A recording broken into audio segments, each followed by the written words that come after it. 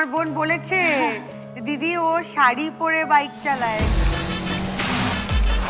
আমার বাড়ি কাকিনাড়া, কিন্তু আমি এখন বর্তমানে থাকি বেহালাতে। আমি বাইক রাইড করি প্রফেশনালি। হ্যাঁ, বাইকার ইনফ্লুয়েন্সার। তার সাথে আমি সেটা নিয়ে রিলস বানাই আর ইনস্টাগ্রামে পোস্ট করি।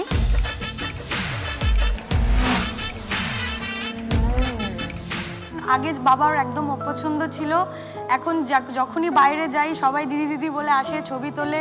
আমি ফুল গিয়ারেও শ্যুট করি, এছাড়া আমি শাড়ি পরেও শ্যুট করি। আমার বোন বলেছে যে দিদি ও শাড়ি পরে বাইক চালায়।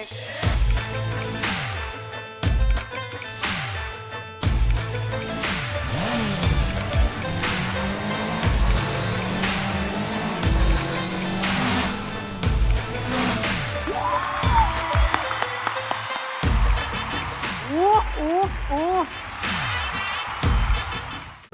আজই ডাউনলোড করুন আর এনজয় করুন আপনার পছন্দের শো।